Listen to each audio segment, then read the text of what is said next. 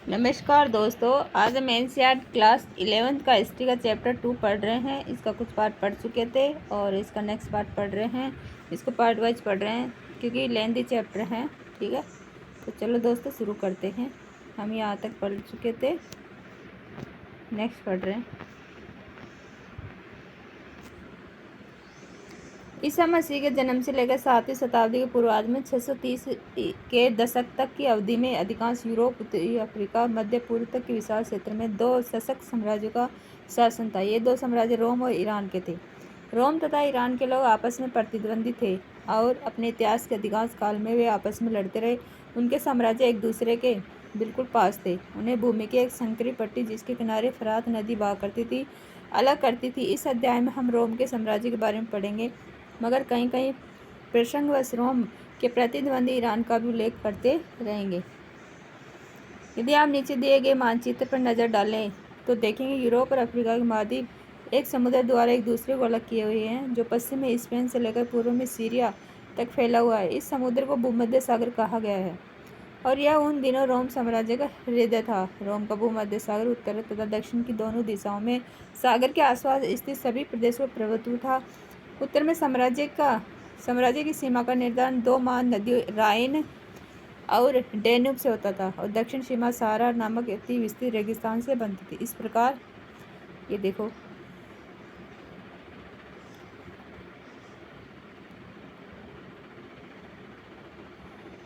राइन नदी, डैन्यूब नदी, कार्पेथियन पर्वत श्रेणी, काला सागर, ये देखो भूमध्य सागर। ठीक है, ये अटलांटिक महासागर है, ये टेंजियर्स है, ये अफ्रीका महाद्वीप है, ये यूरोप है, इधर एशिया आ गया। ये देखो,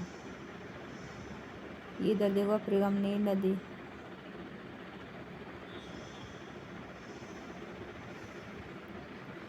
इस अत्यंत विस्तृत क्षेत्र में रोम साम्राज्य फैला हुआ था। दूसरी ओर कैस्पियन सागर के दक्षिण से पूर्वी अरब तक का समूचा इलाका और कभी कभी अफगानिस्तान के कुछ हिस्से भी ईरान के नियंत्रण में थे।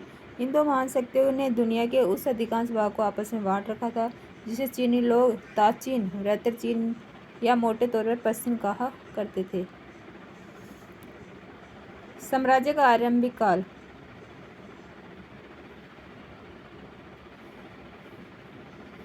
रोमन साम्राज्य को मोटे तौर पर दो चरणों में बांटा जा सकता है, जिन्हें पूर्ववर्ती और परवर्ती चरण कह सकते हैं।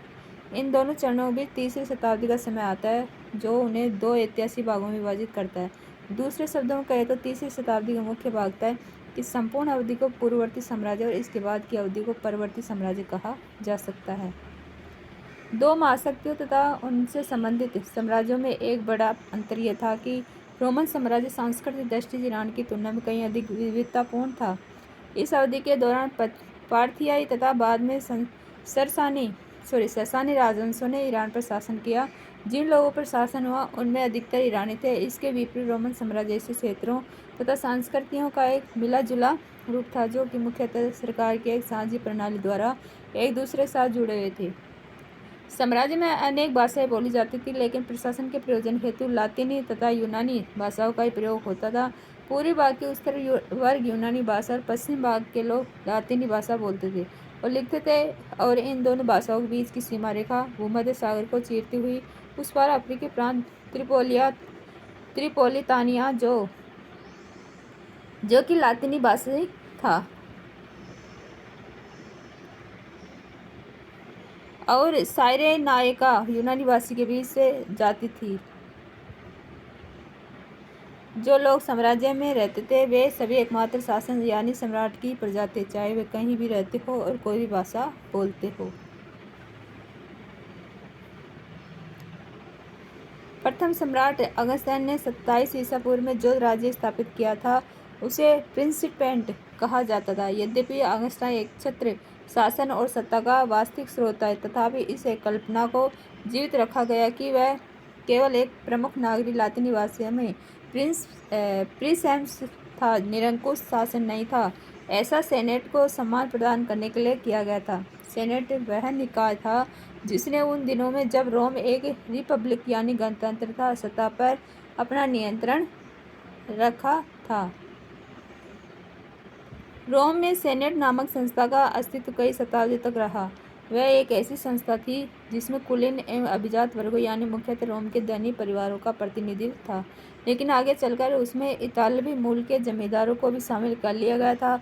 रोम के इतिहास की अधिकांश पुस्तकें जो आज यूनानी तथा लातीनी में ज़्यादातर लिखी मिलती हैं, इन्हीं लोगों द्वारा लिखी गई थी। इन पुस्तकों से यह बात स्पष्ट हो जाती है कि सम्राटों की परख इस बात से की जाती थी कि वे सीनेट के प्रति किस तरह का व्यवहार करते थे। सबसे बुरा वे माने जाते थे जो सेनेट के सदस्यों के प्रति शत्रुतापूर्ण व्यवहार करते थे, उनको शक की नज़र से देखते थे या फिर उनके साथ क्रूरता व हिंसा करते थे।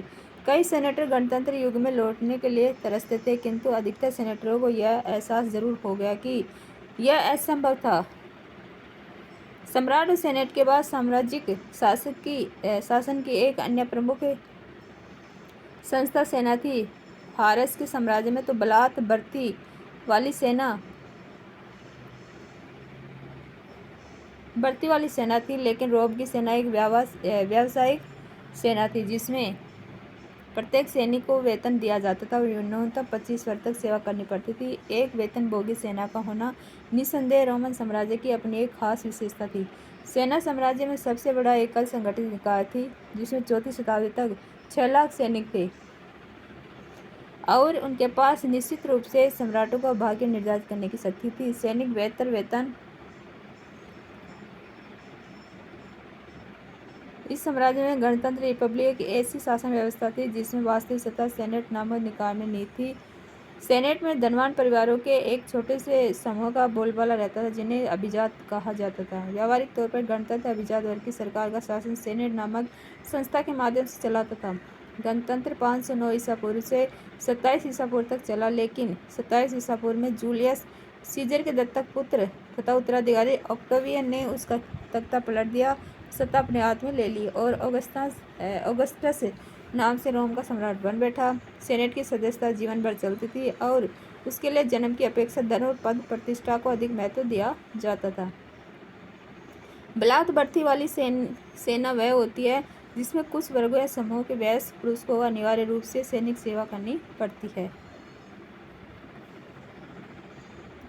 और सेवा शर्तों के लिए लगातार आंदोलन करते रहते थे। यदि सैनिक अपने सेनापति और यहाँ तक कि सम्राट द्वारा निराश महसूस करते थे तो यह आंदोलन प्राय सैनिक विद्रोह का रूप ले लेते थे। यह भी ध्यान रहे कि रोम सेना की जो तस्वीर हमारे सामने पेश की गई है वह उन इतिहासकारों द्वारा तैयार की गई थी जो सेनेट के प्रति सहानुभूति रखते थे। सेनेट सेना से घृणा करती थी और उससे डरती थी क्योंकि वह प्राय अप्रत्याशित हिंसा का स्रोत थी, विशेष रूप से 30वीं शताब्दी की तनावपूर्ण परिस्थिति में जब सरकार को अपने बढ़ते हुए सैन्य खर्चों को पूरा करने के लिए भारी कर लगाने पड़ते थे।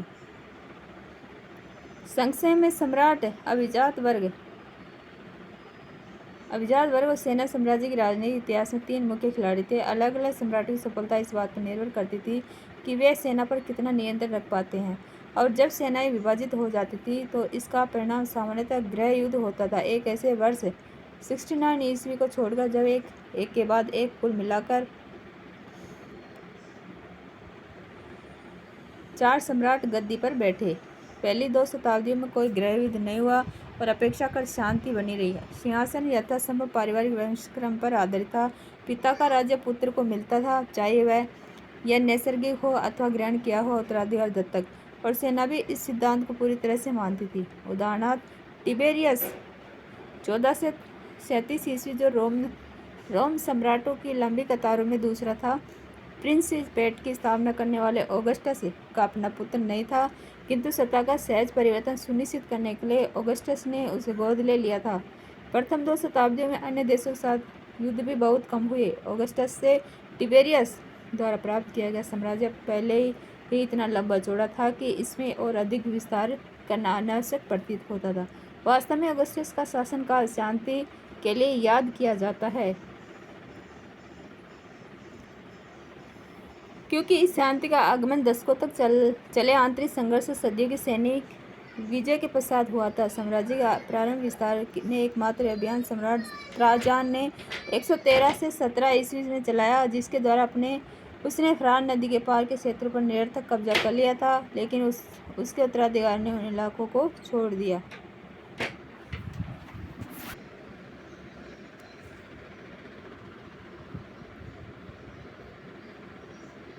रोम के फोरम जूलियम की दुकानें पुराने रोमन फोरम के विस्तार के लिए 51 ईस्वी पूर्व के बाद स्तंभों वाले इस चौक पियाजा को बनाया गया।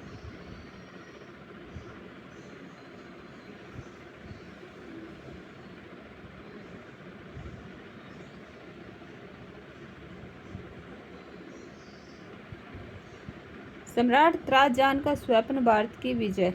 तत्पश्चात भयंकर भूकंप से पीड़ित एंटियोक में सर्दियों के बाद 115 से 116 में त्राजान फारत नदी के रास्ते आगे की ओर बढ़ता हुआ पार्थियन की राजधानी टेसिफोन तक चला गया और फिर वहां फारस की खाड़ी के सिरे पर पहुंच गया। इतिहासकार कहते हैं केसियस डियो के अनुसार वहां पर वह भारत की ओर जाने वाले किसी वाणिज्यिक पोत को लालायित नजरों से देख रहा था और चाह रहा था कि काश वह सिकंदर जैसा जवान होता।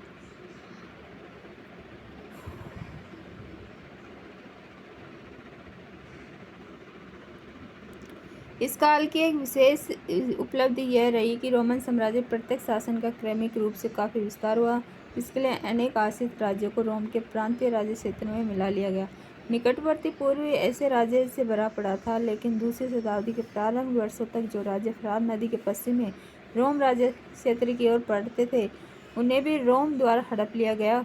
प्रासंगिक तौर पर यह उल्लेखनीय है कि ये राज्य अत्यंत समृद्ध। उदाहरण के लिए हेरोड के राज्य से प्रतिवर्ष 54 लाख दिनारियस 1,25,000 किलोग्राम सोने के बराबर आमदनी होती थी। दिनारियस रोम का एक चांदी का सिक्का होता था, जिसमें लगभग 4.5 ग्राम विशुद्ध चांदी होती थी। वास्तव में इटली के सिवा, जिसे उन शताब्दियों में प्रांत नहीं माना जाता था, साम्राज्य के सभी क्षेत्र प्रांतों में बटे हुए थे और उनसे कर वसूला जाता था। दूसरी शताब्दी में जब रोम अपने चरमोत्कर्ष पर था, रोमन साम्राज्य स्कॉटलैंड से अर्मेनिया की सीमाओं तक और सहारा से फरात और कभी-कभी उससे भी आगे तक फैला हुआ था। यह सच है कि उन दिनों शासन व्यवस्था को चलाने के लिए उनकी सहायतार्थ आज जैसी कोई सरकार नहीं थी। तो फिर यह प्रश्न उठता है कि सम्राटों के लिए इतने लंबे चौड़े और तरह-तरह के इलाकों पर नियंत्रण रख पाना कैसे संभव हुआ, जिनकी आबादी दूसरी शताब्दी के मध्य में लगभग 6 करोड़ तक पहुंच गई थी। इस प्रश्न का उत्तर साम्राज्य के शहरीकरण में खोजा जा सकता है। संपूर्ण साम्राज्य में दूर दूर तक अनेक नगर स्थापित किए गए थे, जिनके माध्यम से समस्त साम्राज्य पर नियंत्रण रखा जाता था। भूमध्य सागर के तटों पर स्थापित बड़े शहरी केंद्र कार्थेज, सिकंदरिया और एंटियोक इनमें सबसे बड़े थे।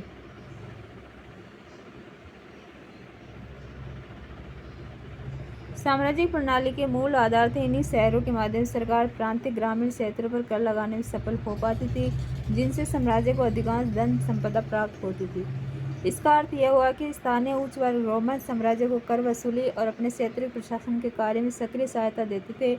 इटली और अन्य प्रांतों बीच सत्ता का आकस्मिक अंतरण वास्तव में रोम के राजनीतिक इतिहास का एक अत्यंत रोचक पहलू रहा है। दूसरी और तीसरी शताब्दियों के दौरान अधिकतर प्रशासन तथा सैनिक अफसर इन्हीं उच्च प्रांतीय वर्गों में से होते थे। इस प्रकार उनका एक नया सम्राट बन गया, जो कि सेनेट के सदस्यों की तुलना में कहीं अधिक शक्तिशाली था, क्योंकि उसे सम्राटों का समर्थन प्राप्त था। जैसे जैसे यह नया समूह उभर कर सामने आया, सम्राट गैलिनस 253 से 68 ने सेनेटरों को सैनिक कमान से हटाकर इस नए वर्ग के उदय को सुदृढ़ बना दिया। ऐसा कहा जाता है कि गैलिनस ने सेनेटरों को सेना में सेवा करने अथवा इस तक पहुंच रखने पर पाबंदी लगा दी थी, ताकि साम्राज्य का नियंत्रण उनके हाथों में न जाने पाए।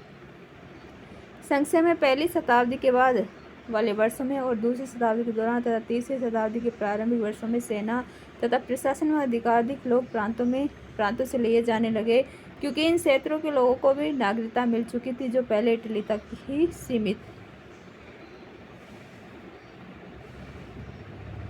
निकटवर्ती पूर्व रोमन साम्राज्य के भूमध्य सागरीय क्षेत्र में रहने वाले लोगों की दृष्टि से निकटवर्ती पूर्व का मतलब था भूमध्य सागर के बिल्कुल पूर्व का इलाका, मुख्य रूप से सीरिया, फिलिस्तीन और मेसोपोटामिक प्रांत, जो रोमन साम्राज्य के हिस्से थे, और मोटे तौर पर आसपास के क्षेत्र जैसे अरब।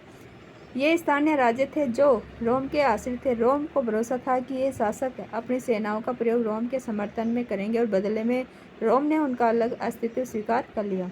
नाइम्स के पास पान दू गार्ड फ्रांस प्रथम सदी ईस्वी रोम के इंजीनियरों ने 3 महाद्वीपों के पार और पानी ले जाने के लिए विशाल जल सेतुओं का निर्माण किया।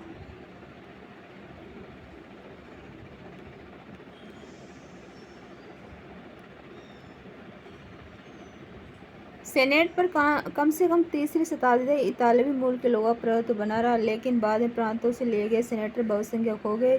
इन प्रवृत्तियों से यह पता चलता है कि साम्राज्य में राजनीतिक तथा आर्थिक दोनों ही दृष्टियों से इटली का पतन हो चला था और भूमध्य सागर की अपेक्षाकृत अधिक समृद्ध और शहरीकृत भागों जैसे स्पेन के दक्षिणी हिस्सों, अफ्रीकी और पूर्वी भागों में नए सम्राट वर्गों का उदय हो रहा था। रोम के संदर्भ में नगर एक ऐसा शहरी केंद्र था जिसके अपने दंडनायक, मजिस्ट्रेट, नगर परिषद, सिटी काउंसिल और अपना एक सुनिश्चित राज्य क्षेत्र था जिसमें उसके अधिकार क्षेत्र में आने वाले कई ग्राम शामिल थे। इस प्रकार किसी भी शहर के अधिकार क्षेत्र में कोई दूसरा शहर नहीं हो सकता था, किंतु उसके तहत कई गांव लगभग हमेशा ही होते थे। आमतौर पर शाही अनुकंपा अथवा नाराजगी के कारण गांवों का दर्जा बढ़ाकर उन्हें शहरों का दर्जा और शहरों को गांवों का दर्जा दिया जा सकता था। किसी शहर में रहने वालों का लाभ यही था कि खाने की कमी और अकाल के दिनों में भी इसमें ग्रामीण इलाकों की तुलना में बेहतर सुविधाएं प्राप्त होने की संभावना रहती थी।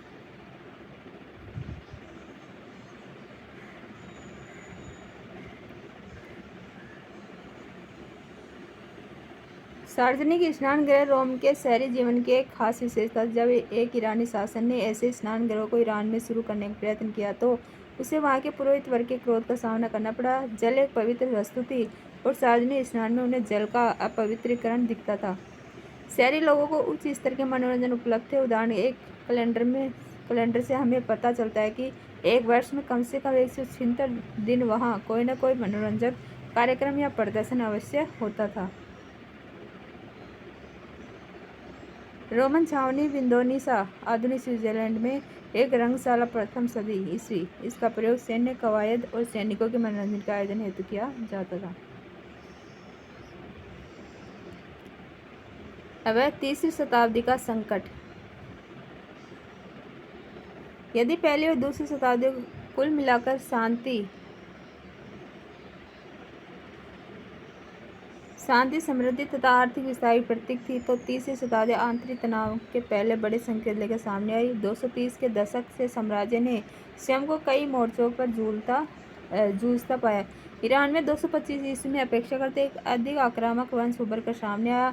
इस वंश के लोग स्वयं को ससानी कहते थे और केवल 15 वर्षों के भीतर यह तेजी से फ्रात की दिशा में फैल गया। 3 भाषाओं में खुद एक प्रसिद्ध शिलालेख में ईरान के शासक शाहपुर प्रथम ने दावा किया था कि उसने 60,000 रोमन सेना का सफाया कर दिया है और रोम साम्राज्य का पूर्वी राजधानी एंटियोक पर कब्जा भी कर लिया है। इस बीच कई जर्मन मूल की जनजातियों अथवा राज्य समुदाय, जिनमें से प्रमुख एल्मनाई, फ्रैंक और गोथ थे, ने राइन तथा डेन्यूब नदी की सीमाओं की ओर बढ़ना शुरू कर दिया और 233 से 280 तक की समूची अवधि में उन प्रांतों की पूरी सीमा पर बार बार आक्रमण हुए जो काला सागर से लेकर आल्प्स और दक्षिणी जर्मनी तक फैले हुए थे। रोम वासियों को डेन्यूब से आगे का क्षेत्र छोड़ने के लिए मजबूर होना पड़ा, जबकि इस काल के सम्राट उन लोगों के विरुद्ध लगातार युद्ध करते रहे जिन्हें रोम वासी विदेशी बारबियन कहा करते थे। तीसरी शताब्दी में थोड़े थोड़े अंतर से अनेक सम्राट 47 वर्षों में 25 सम्राट सत्तासीन हुए, जो इस तथ्य का स्पष्ट सूचक है कि इस अवधि में साम्राज्य को बेहद तनाव की स्थिति से गुजरना पड़ा। लिंग, साक्षरता और संस्कृति।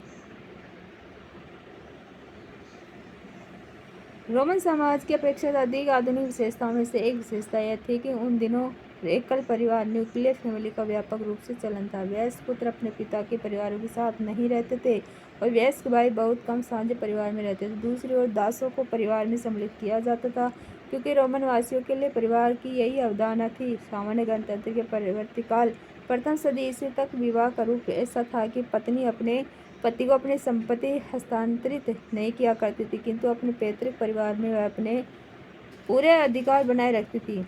महिला का दहेज वैवाहिक अवधि के दौरान उसके पति के पास चला जाता था, किंतु महिला अपने पिता की मुख्य उत्तराधिकारी बनी रहती थी और अपने पिता की मृत्यु होने पर उसकी संपत्ति की स्वतंत्र मालिक बन जाती थी।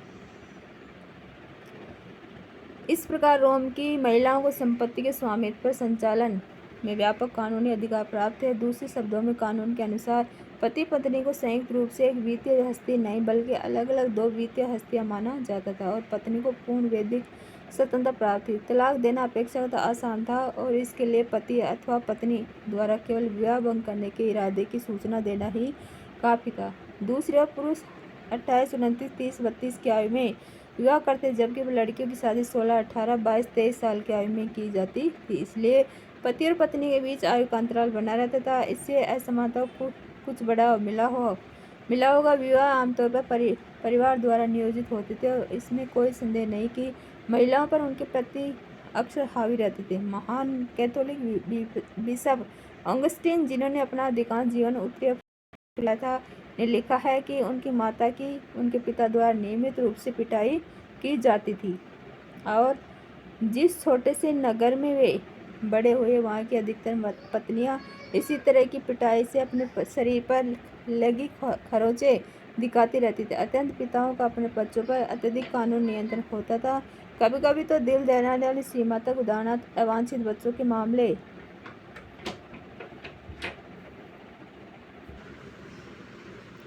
सेंट ऑगस्टिन 354 से 396 से उत्तरी अफ्रीका के हिप्पो नामक नगर के बिशप थे। चर्च के बौद्धिक इतिहास में उनका उत्तम स्थान था। बिशप लोग ईसाई समुदाय में अत्यंत महत्वपूर्ण व्यक्ति माने जाते थे और अक्सर वे बहुत शक्तिशाली होते थे।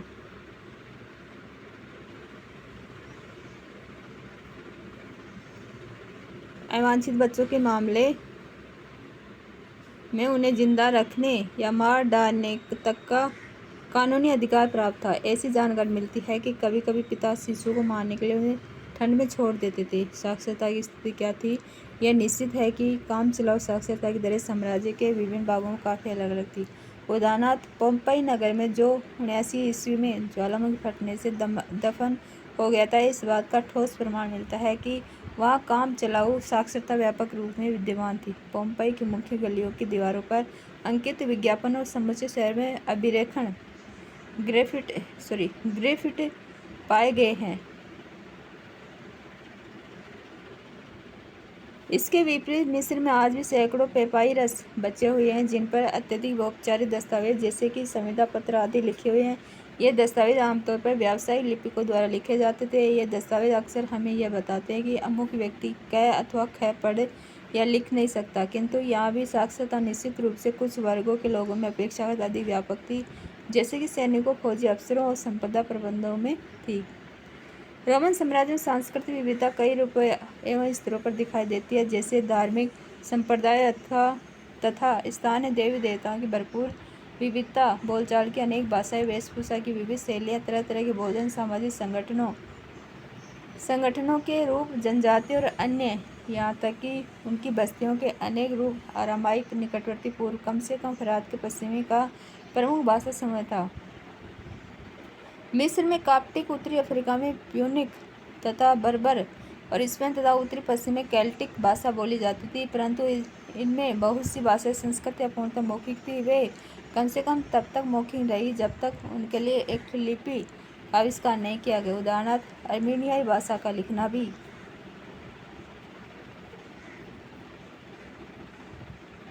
पढ़ने और लिखने का दैनिक प्रयोग प्राय छोटे मोटे संदर्भों में।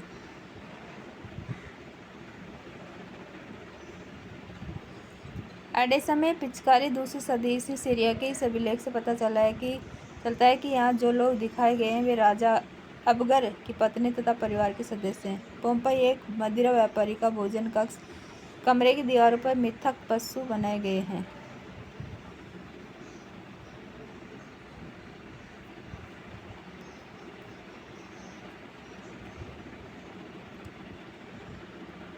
बहुत देर बाद 5वीं शताब्दी में शुरू हुआ, हालांकि 30वीं शताब्दी मध्य तक बाइबिल का काप्टिक भाषा में अनुवाद हो चुका था। कई स्थानों पर लातिनी भाषाई प्रसार में उन भाषाओं के लिखित रूप का स्थान ग्रहण कर लिया जिनका पहले से व्यापक प्रसार था। ऐसा विशेष रूप से केल्टिक भाषा के साथ हुआ, जिसका लिखा जाना प्रथम शताब्दी पश्चात बंद ही हो गया। आर्थिक विस्तार। साम्राज्य में बंदरगाहों, खानों, खदानों, ईंट भट्टों, जैतून के तेल की फैक्ट्री आदि की संख्या काफ़ी अधिक थी, जिनसे उसका आर्थिक आधारभूत ढांचा काफ़ी मजबूत था। गेहूँ, अंगूरी, शराब तथा जैतून का तेल मुख्य व्यापारिक मद्य थी। जिनका अधिक मात्रा में उपयोग होता था, और ये मुख्यतः स्पेन, गैलिक प्रांतों, उत्तरी अफ्रीका, मिस्र तथा अपेक्षाकृत कम मात्रा में इटली से आती थी, जहाँ इन फसलों के लिए सर्वोत्तम स्थितियाँ उपलब्ध थी। शराब, जैतून का तेल तथा अन्य तरल पदार्थों की ढुलाई ऐसे मटकों या कंटेनरों में होती थी जिन्हें एम्फोरा कहते थे। इन मटकों के टूटे टुकड़े बहुत बड़ी संख्या में अभी भी मौजूद है। उल्लेखनीय है कि रोम में मोटे टेस्टियो स्थल पर ऐसे 5 करोड़ से अधिक मटकों के अवशेष पाए गए हैं। पुरातत्वविद इन टुकड़ों को ठीक से जोड़कर इन कंटेनरों को फिर से सही रूप देने और यह पता लगाने में सफल हुए हैं कि उनमें क्या क्या ले जाया जाता था। इसके अलावा प्रांत वस्तुओं की मिट्टी का भूमध्य सागरीय क्षेत्र में उपलब्ध चिकनी मिट्टी के नमूनों के साथ मिलान करके पुरातत्व विज्ञानी हमें उनके निर्माण स्थल के बारे में जानकारी देने में सफल हुए हैं।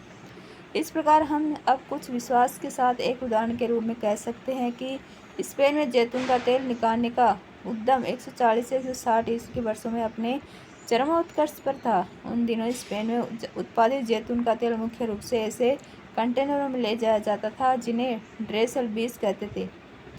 इसका यह नाम हेनरिक ड्रेसल नामक पुरातत्वविद के नाम पर आधारित है, जिसने इस किस्म के कंटेनरों का रूप सुनिश्चित किया था। ड्रेसल बीज नामक कंटेनरों के अवशेष भूमध्य सागरीय क्षेत्र में अनेक उत्खनन स्थलों पर पाए गए हैं, जिससे ऐसा प्रतीत होता है कि स्पेन के जैतून के तेल का व्यापक प्रसार था। ऐसे साक्ष्य भिन्न भिन्न प्रकार के एम्फोरा पात्रों के अवशेषों और उनके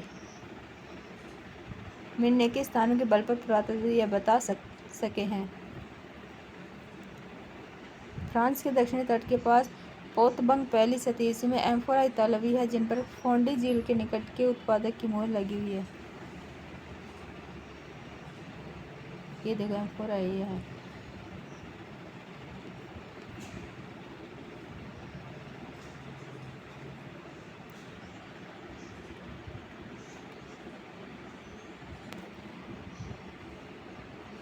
कि स्पेन के जैतून के तेल के उत्पादन अपने इतालवी प्रतिद्वंदियों से तेल का बाधा छीनने में सफल हुए। ऐसा तभी संभव हुआ होगा जब स्पेन के उत्पादकों ने अपेक्षाकृत कम कीमतों पर बेहतर गुणवत्ता वाला तेल बेचा होगा। दूसरे शब्दों में भिन्न भिन्न प्रदेशों जमींदार एवं उत्पादक अलग अलग वस्तुओं का बाजार हथियाने के लिए आपस में प्रतिस्पर्धा करते रहते थे। बाद में उत्तरी अफ्रीका के उत्पादकों ने स्पेन के जैतून के तेल के उत्पादकों जैसा महत्वपूर्ण स्थान प्राप्त कर लिया, और तीसरी तथा चौथी शताब्दी के अधिकांश भाग में इनका उस क्षेत्र में बोलबाला रहा। फिर 425 ईस्वी के बाद पूर्व ने उत्तरी अफ्रीका के प्रभुत्व को तोड़ दिया। परवर्ती 5वीं शताब्दी और 6वीं शताब्दी में एगियन, दक्षिणी एशिया माइनर, तुर्की, सीरिया और फिलिस्तीनी व्यापारी अंगूरी शराब तथा जैतून तेल के प्रमुख निर्यातक बन गए, जबकि भूमध्य सागर के बाजारों में अफ्रीका से आने वाले कंटेनरों में अचानक कमी हो गई। इन प्रमुख गतिविधियों के साथ साथ अलग अलग प्रदेशों की समृद्धि उनकी वस्तुओं गुणवत्ता और उनके उत्पादन तथा परिवहन की क्षमता के अनुसार अधिक या कम होती गई। साम्राज्य के अंतर्गत ऐसे बहुत से क्षेत्र आते थे जो अपनी साधारण उर्वरता के कारण बहुत प्रसिद्ध थे, जैसे इटली में कंपेनिया, सिसिली, मिस्र में फेमुम, गैलिली बाइजेकियन, ट्यूनिसिया, दक्षिणी गौल जिसे गैलिया नार्बोनेसिंस कहते थे, तथा बाइटिका, दक्षिणी स्पेन।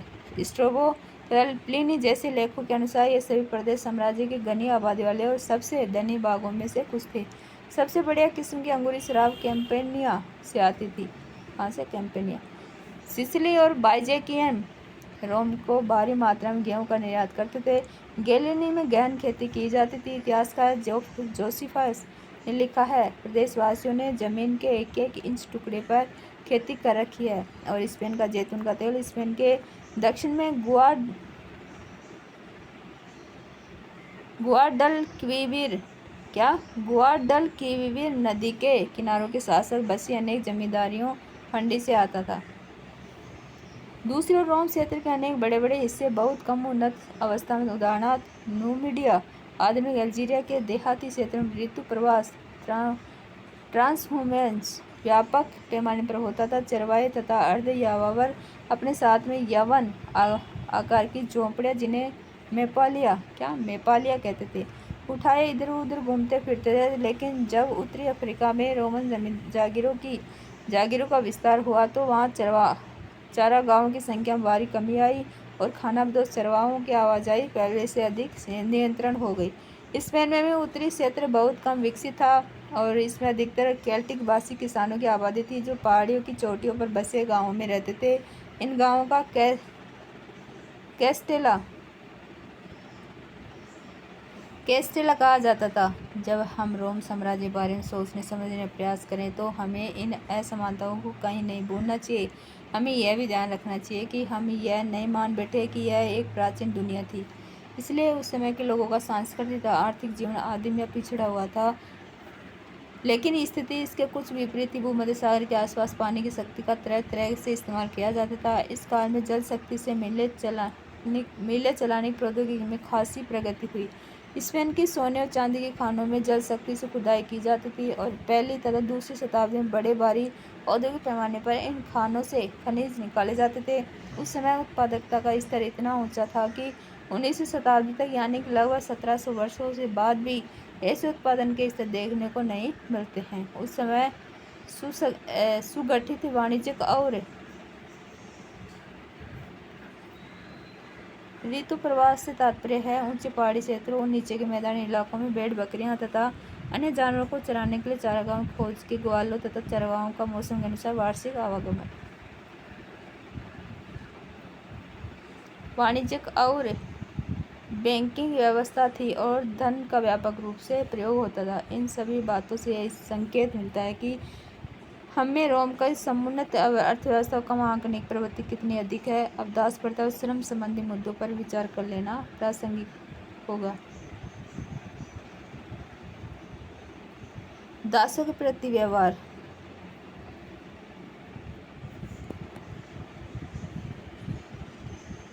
कुछ ही समय बाद शहर के शासक लूसियस पेडेनियस सेकंडस का उसके एक दास ने कत्ल कर दिया। कत्ल के पश्चात पुराने रिवाज के अनुसार यह आवश्यक था कि एक ही छत के नीचे रहने वाले प्रत्येक दास को फांसी दे दी जाए, परंतु बहुत से निर्दोष लोगों को बचाने के लिए भीड़ एकत्र हो गई और दंगे शुरू हो गए। सेनेट भवन को घेर लिया गया। हालांकि सेनेट भवन में अत्यधिक कठोरता का विरोध किया जा रहा था, परंतु अधिकांश सदस्यों ने परिवर्तन किए जाने का विरोध किया। जो सेनेटर फांसी देने के पक्ष में थे उनकी बात मानी गई, परंतु पत्थर और जलती हुई मसाले लिए भारी भीड़ ने इन आदेशों को कार्यान्वित किए जाने से रोका।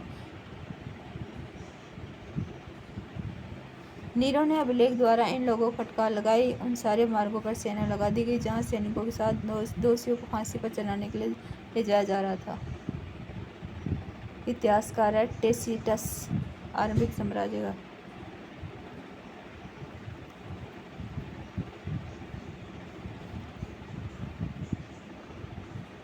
श्रमिकों पर नियंत्रण।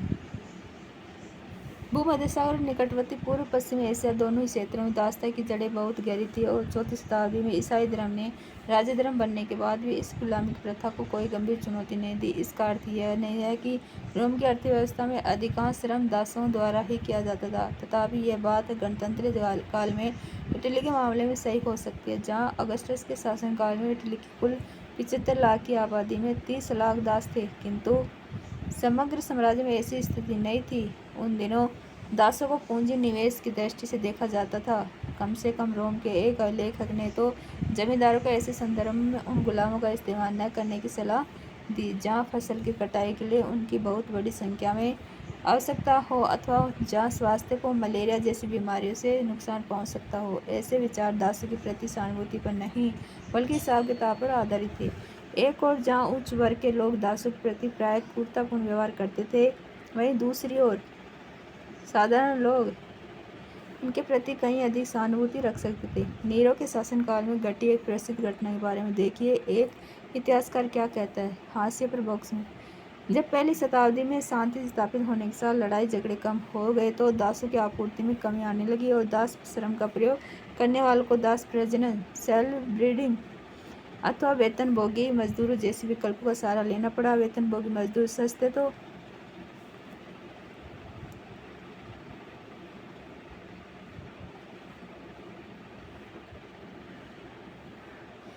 तो पड़ते ही थे, उन्हें आसानी से छोड़ा और रखा जा सकता था। वास्तव में रोम में सरकारी निर्माण कार्य पर स्पष्ट रूप से मुक्त श्रमिकों को व्यापक प्रयोग किया जाता था, क्योंकि दास श्रम का बहुतायत प्रयोग बहुत महंगा पड़ता था। भाड़े के मजदूरों के विपरीत गुलाम श्रमिकों को वर्ष भर रखने के लिए भोजन देना पड़ता था और उनके अन्य खर्चे भी उठाने पड़ते थे।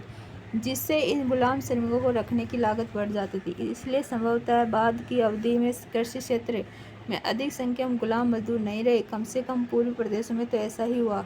दूसरी ओर इन दासों मुक्त व्यक्तियों अर्थात ऐसे दास जिन्हें उनके मालिकों ने मुक्त कर दिया था को व्यापार प्रबंधकों के रूप में व्यापक रूप से नियुक्त किया जाने लगा। यहाँ स्पष्टतः उनकी अधिक संख्या में आवश्यकता नहीं थी। मालिक अक्सर अपने गुलामों अथवा मुक्त हुए गुलामों को अपनी ओर व्यापार चलाने के लिए पूंजी यहाँ तक कि पूरा का पूरा कारोबार सौंप देते थे। रोमन कृषि विषयक लेखकों ने श्रम प्रबंधन की ओर बहुत ध्यान दिया। दक्षिणी स्पेन से आए पहली शताब्दी के लेखक कोलुमेला ने सिफारिश की थी कि जमींदारों को अपनी जरूरत से दुगनी संख्या में उपकरणों तथा औजारों को सुरक्षित भंडार रखना चाहिए ताकि उत्पादन लगातार होता रहे, क्योंकि दास संबंधी श्रम समय की हानि ऐसी मदों की लागत से दास प्रजनन गुलामों की संख्या बढ़ाने की एक ऐसी प्रथा है जिसके अंतर्गत दासियों और उनके साथ मर्दों को अधिकाधिक बच्चे पैदा करने के लिए प्रोत्साहित किया जाता था। उनके बच्चे भी आगे चलकर दास ही बनते थे। सामरिक पृष्ठ पर आरंभिक 30वीं सदी ईस्वी चर्चल अल्जीरिया की पच्चीकारी यहाँ कृषि के दशे ऊपर बीज बोना व हल चलाना, नीचे अंगूर के बागानों में काम करना। लागत से अधिक बैठती है। नियोक्ताओं की यह आम धारणा थी कि निरीक्षण यानी देखभाल के बिना कभी भी कोई काम ठीक से नहीं करवाया जा सकता। इसलिए मुक्त और दास दोनों प्रकार के श्रमिकों के लिए निरीक्षण सबसे महत्वपूर्ण पहलू था। निरीक्षण को सरल बनाने के लिए कामगारों को कभी कभी छोटे दलों में विभाजित कर दिया जाता था। कोलुमेला ने 10-10 श्रमिकों के समूह बनाने की सिफारिश की थी और यह दावा किया कि इन छोटे समूहों में यह बताना अपेक्षाकृत आसान होता है कि उनमें से कौन काम कर रहा है और कौन कामचोरी। इससे पता चलता है कि उन दिनों श्रम प्रबंधन पर विस्तार से विचार किया जाता था। वरिष्ठ प्लिनी, एक प्रसिद्ध प्रकृति विज्ञान के लेखक, ने दास समूह के प्रयोग की यह कहकर निंदा की कि यह उत्पादन आयोजित करने का सबसे खराब तरीका है, क्योंकि इस प्रकार अलग अलग समूह में काम करने वाले दासों को आमतौर पर पैरों में जंजीर डालकर एक साथ रखा जाता था।